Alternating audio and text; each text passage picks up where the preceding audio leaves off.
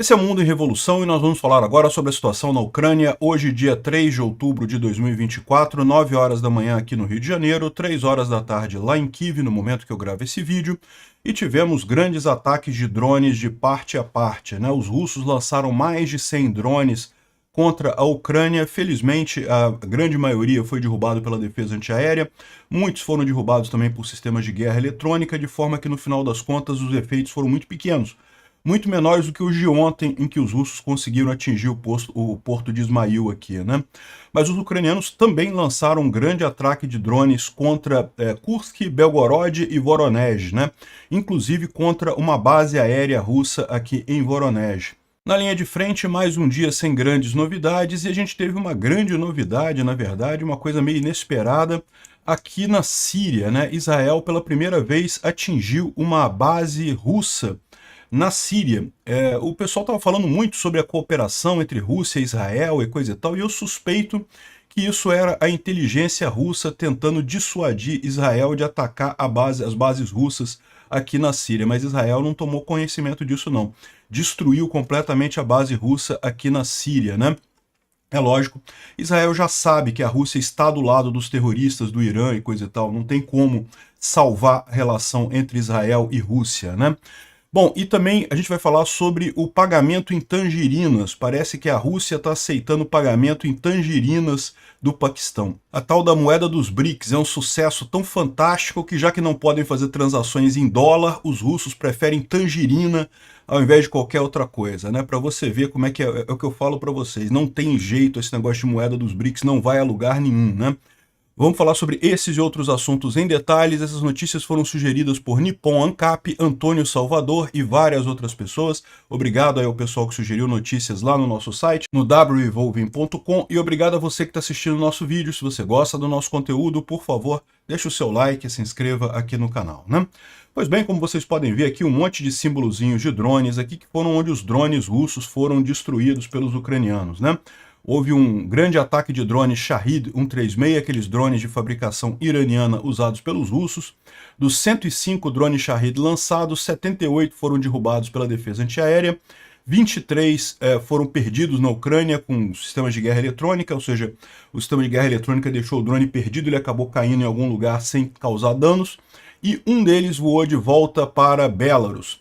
Então, se você somar aqui 78 com 23 dá 101, com mais um 102, ou seja, 3 drones Shahed conseguiram alcançar os alvos aqui na Ucrânia. Não teve nenhum dano significativo gerado por isso, né? Não de ontem para hoje. De anteontem para ontem, vocês lembram, o porto de Ismail sofreu com drones, né? Mas de ontem para hoje, não. Infelizmente, teve também bombas sendo lançadas contra Kharkiv. Então, aqui a gente não está falando de drones nem de mísseis, estamos falando de bombas simples, né? Kharkiv, infelizmente, é uma cidade que é muito próxima da linha de frente, então os russos conseguem lançar bombas diretamente aqui. E 10 pessoas foram feridas, inclusive uma garota de 3 anos de idade. Foi atingido um prédio residencial, um absurdo completo isso daqui, mais um crime de guerra absurdo dos russos aqui. Não tem problema, a gente vai anotar essas coisas todas, os russos vão ter que indenizar cada ação dessas depois do final da guerra, né? Bom, a Ucrânia também lançou 113 drones, segundo os russos, tá? Esse aqui é o comunicado dos russos, dizendo que foram 113 drones lançados contra as regiões de Belgorod, Voronezh e Kursk, e também Briansk. Ou seja, vários oblastes russos também foram alvos de ataques de drones ucranianos, né? Os drones ucranianos, então, aqui em Belgorod, aqui em Voronezh, aqui em Kursk e teria também aqui em Briansk, segundo o comunicado dos russos aqui, né? O que a gente tem de relevante é basicamente essa base aérea de Borisovlebsk, lá em Voronezh, que foi atingida aqui com certeza pelos ucranianos. Está aqui a base aérea, dá para ver aqui os firmes da NASA, né? Aquele satélite, aquela imagem que mostra incêndios na Terra, dá para ver claramente aqui a base atingida ali em Voronezh, né? Aqui mais imagens da base pegando fogo. Aqui a situação ali do incêndio na base ali em Voronezh, né? Um incêndio muito grande. Deixa eu ver se tem som aqui.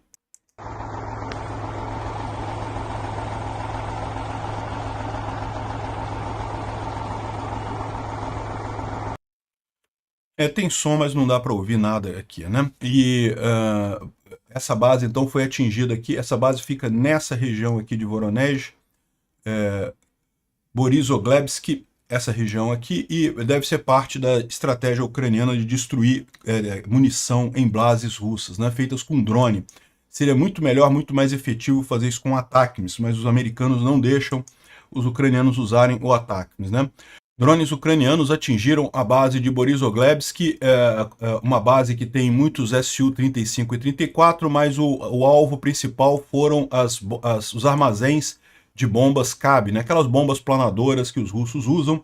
Então foi daqui que eles estavam decolando, os ucranianos atingiram os armazéns ali para explodir essas bombas, né? Tem várias imagens disso daqui.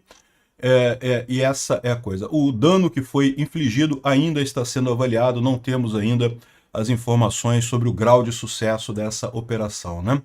Agora, os ucranianos também atingiram com sucesso um Nebo-M, né, uma estação de radar usando ATACMS. Esse radar teria sido destruído na região de Luhansk, segundo algumas informações. Aqui não diz aonde que estava esse radar. O fato de ter sido atingido com ATACMS, provavelmente ele está em território ucraniano temporariamente ocupado pelos russos, né? Segundo as Forças Armadas ucranianas, a destruição desse radar avançado enfraquece a capacidade de defesa antiaérea russa, porque se trata de um radar muito avançado para detecção de mísseis, né, ali pela Rússia. Então, excelente notícia isso daqui. Outra boa notícia é que parece que foi derrubado um Su-25. Um Su-25 ou caiu ou foi derrubado em algum lugar, porque o que a gente tem só é a fala dos bloggers russos lá falando voo eterno, irmão, né? Voo eterno, irmão, que é a história de morreu, né? Ou seja, algum piloto de avião morreu lá na Rússia, né? O pessoal já até faz aquela brincadeira dos Simpsons aqui, de vamos ver, fala a frase conhecida e não sei o que lá. Enfim, a gente só sabe que caiu um avião Su-25 em algum lugar lá da Rússia. Sabe que é um Su-25 pela imagem que ele colocou aqui para ilustrar o caso, e que caiu o avião e matou o piloto pela mensagem. Mas aonde foi isso, em que situação foi isso, a gente não tem essa informação, né? Bom, também os ucranianos atingiram um depósito de munição em Belgorod, uma detonação está sendo observada ali, a gente não tem imagens dessa detonação, mas uma detonação muito grande aqui de um depósito de munição que certamente estava sendo usado pelos russos aqui na invasão deles aqui na região de Kharkiv, né? Na cidade de Murom, em Belgorod, que foi detonado, foi mais parte desse ataque ucraniano aqui, né? Bom, o fato é que, mais uma vez, a linha de frente não teve grandes mudanças, e o mais interessante dessa linha de frente é você observar que não mudou nada, né? Como é que pode aqui? Olha só, esse aqui é o avanço desde agosto até agora, olha só. De fato, os russos avançaram um pouquinho aqui nessa região e os ucranianos avançaram aqui. O fato é que, de agosto para cá, os ucranianos avançaram mais do que os russos, tá? Então, ou seja, o que os ucranianos tomaram de território aqui em Kursk foi maior do que o que os russos tomaram aqui nas cidadezinhas aqui. Os russos adoram falar que não, que estão tomando uma cidadezinha, tomando outra e coisa e tal, mas isso daqui mostra como que a estratégia ucraniana é acertada. Ficar lutando por cidadezinha na linha de frente não é o ponto central da coisa. O ponto central é você conseguir preparar uma ofensiva que realmente faça diferença. O caso aqui em Kursk mostrou isso e certamente tem mais coisa para vir por aí, né? É isso que os ucranianos estão planejando, abandonando essas cidades na linha de frente, porque não faz diferença no final das contas. Olha só, aqui, ó. De agosto para cá, que foi toda essa ofensiva russa de verão, que eles tomaram a Avdiivka e coisa e tal, depois de anos e anos tomaram a Avdiivka, realmente avançaram aqui, mas se você somar o que eles avançaram aqui com o que eles perderam aqui em Kursk, os ucranianos ganharam mais território do que os russos nesse período todo aqui, no segundo semestre inteiro até aqui, né? Vamos ver o que vai acontecer no final do ano. Mais uma vez aqui nos mapas do Polé-Volant a gente tem a mesma situação, nenhuma mudança significativa aqui na região de Toretsky, New York, né, essa região aqui. Os russos de fato avançaram aqui, mas pararam, não estão conseguindo avançar mais. E como eu falo para vocês, essa região aqui não é uma região estrategicamente relevante, não faz muita diferença. Aqui em Pokrovsk, Pokrovsk é sim estrategicamente relevante, mas os russos não conseguem chegar. Os ucranianos conseguiram parar o avanço russo aqui já há algum tempo. Aqui também na direção de Kurakhove. Kurakhove está bem aqui embaixo, bem atrás de mim aqui. Deixa eu tirar minha cara aqui. Kurakhove está aqui. Então, de novo, os russos tentando avançar aqui, mas nenhuma mudança significativa. Continua retraindo aqui o pocket de Nevelsky, né? Como a gente falou, os ucranianos estão recuando aqui. Devem parar nessa linha de cidades aqui em Grynik e Kurakhivka. Deve ser onde os ucranianos vão parar nesse pocket aqui, né? Mas por hora, nenhuma ameaça a Kurakhove, né? Ou seja, esses avanços russos pequenos que tiveram ali, no final das contas, não fizeram diferença nenhuma e resultaram na morte de um grande número de russos e perda de muitos equipamentos e a oportunidade russa de realmente fazer uma ofensiva que fosse relevante, que fosse realmente estratégica, né? O que os ucranianos estão fazendo é exatamente isso. Ao abandonar essas cidadezinhas pequenininhas, como Vuhledar e coisa e tal, eles estão focando em fazer ações que sejam realmente estrategicamente relevantes, como foi o caso de Kursk. Relevante, por que Kursk é estrategicamente relevante? Porque, eventualmente, essa guerra vai chegar numa negociação de paz. E você ter território dos russos para trocar pelo território russo, pelo território ucraniano que está ocupado pelos russos, é extremamente relevante. Isso pode fazer uma diferença enorme no final das contas, né? Além dos outros pontos que a gente já mencionou, a questão de tirar forças russas ali da linha de frente lá embaixo e também apagar o risco da linha vermelha, né? Que os americanos e europeus ficam todos preocupados com as linhas vermelhas que o Putin coloca. Não, porque se invadir a Rússia, aí eu vou usar arma nuclear e não sei o que lá, né? E o pessoal tem que entender que não é linha vermelha, é linha marrom, né? Que o Putin caga nas calças toda vez que alguém faz uma coisa dessa. Ele sabe que ele não pode usar bombas nucleares. Então, essa invasão ucraniana de Kursk acabou com mais uma, entre aspas, linha vermelha do Putin, que mostrou ser mais uma linha marrom do Putin, né? O Instituto para o Estudo da Guerra fala aqui sobre aquele evento que está tendo em Kiev, a gente falou sobre isso ontem, né, de indústria bélica, em que o Zelensky está recebendo diretores de indústrias bélicas para aumentar a produção, para ajudar a Ucrânia. Então ele fala basicamente sobre isso, não tem nenhuma novidade para a gente aqui.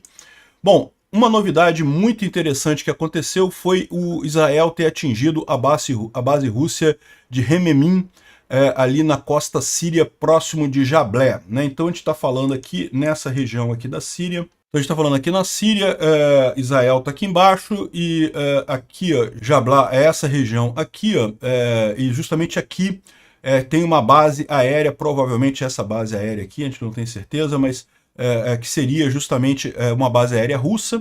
Vocês sabem, o Bashar al-Assad, para contornar uma revolução dos sírios contra o governo dele, né, pediu ajuda para a Rússia e aí botou o país dele numa tragédia sem fim, porque os russos não conseguem resolver o problema e ficaram dominando a Síria. Hoje a Síria é tipo uma província russa e o Bashar al-Assad não pode fazer nada, né? Chega a ser engraçado como algumas pessoas aqui no Brasil caíram na propaganda russa de que as revoluções coloridas são uma coisa ruim.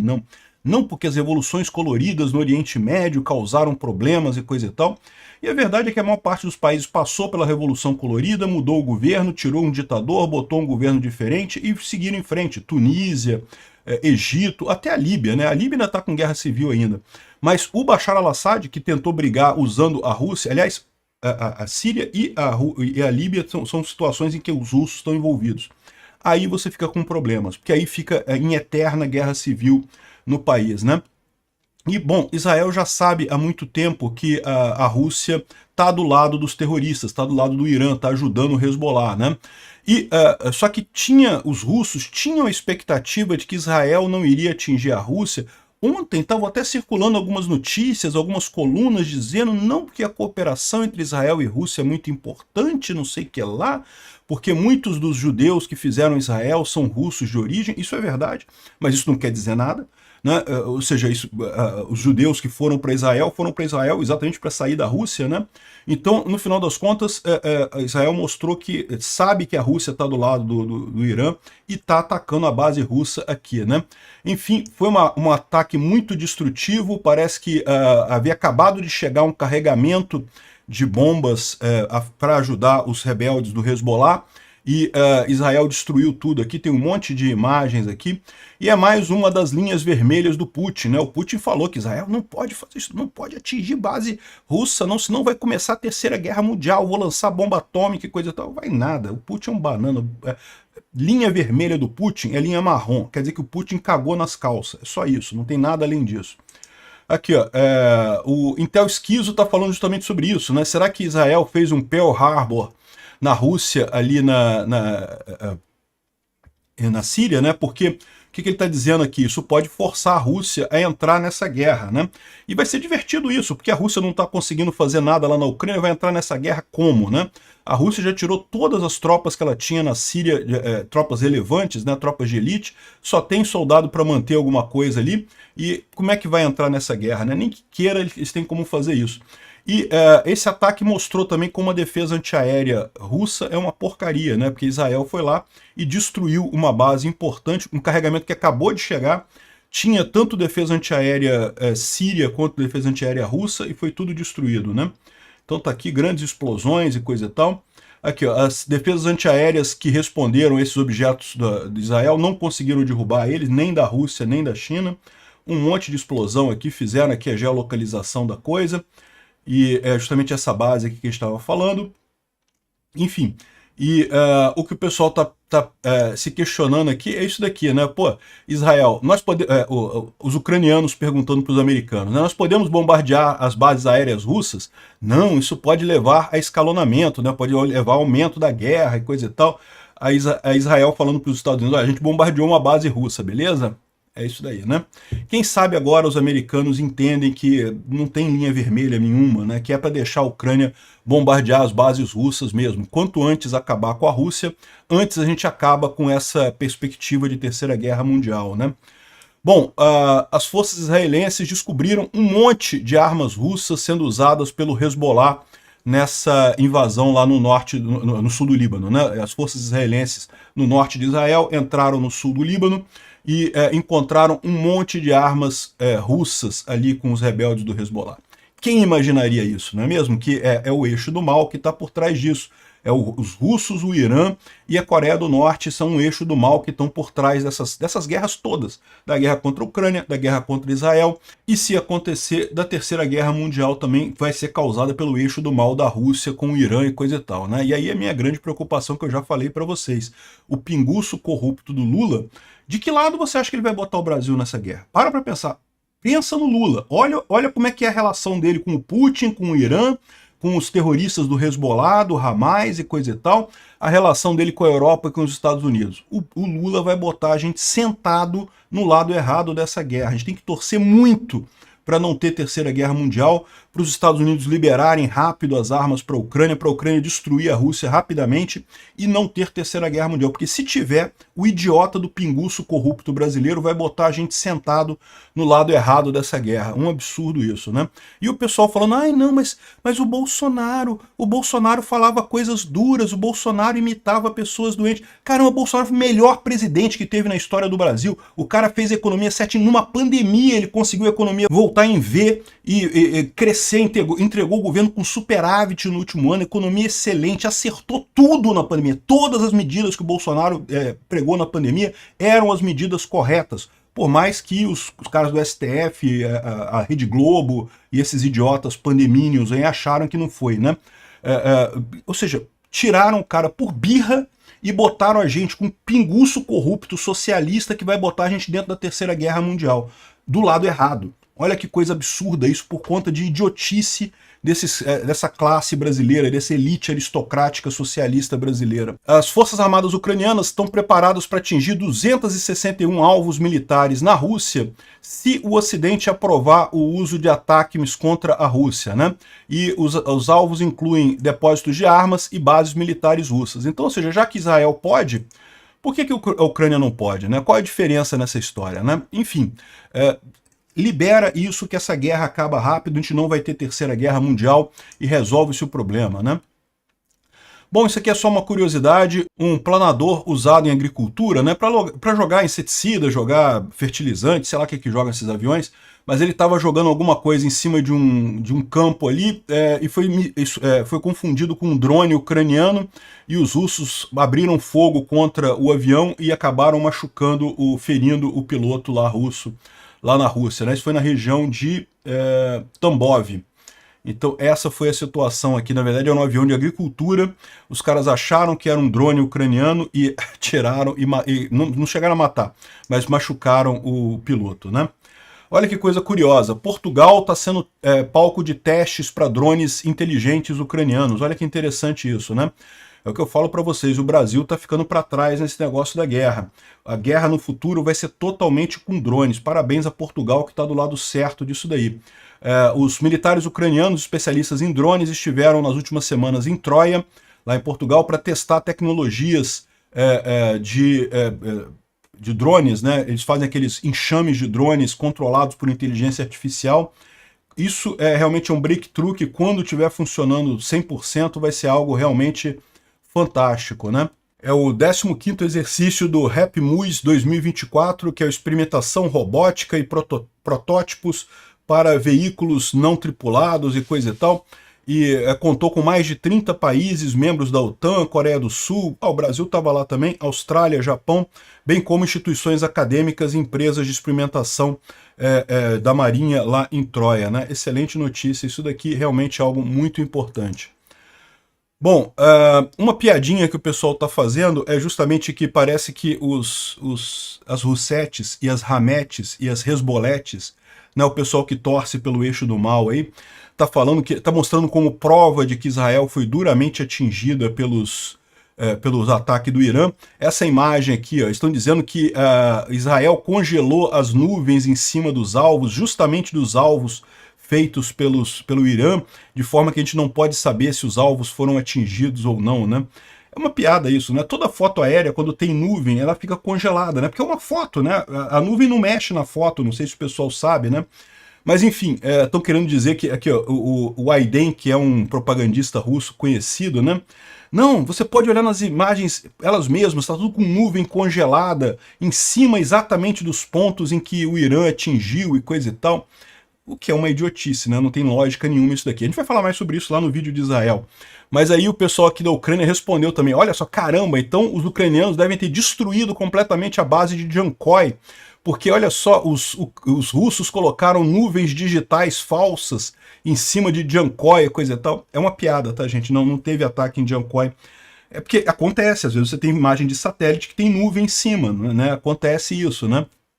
Enfim, o pessoal tá sacaneando as islametes aqui que estão querendo dizer que Israel foi atingido. Na verdade, a gente vai falar no vídeo de Israel, o dano foi mínimo nas bases aéreas israelenses aqui. A gente tem as imagens dos danos nas bases aéreas israelenses. Teve dano, mas foi dano mínimo, a gente vai falar no vídeo de Israel, né? E bom, e a outra coisa curiosa é isso daqui, ó. A Rússia concordou em aceitar pagamento em tangerina do Paquistão, uma vez que o Paquistão não está conseguindo pagar a Rússia, né? Porque o Paquistão não aceita fazer negócio em rublos. A Rússia não aceita fazer negócio em rúpias, né? Rúpias paquistanesas. E nenhum deles querem, seja lá o que for, moeda do BRICS e coisa e tal, que ninguém leva a sério isso.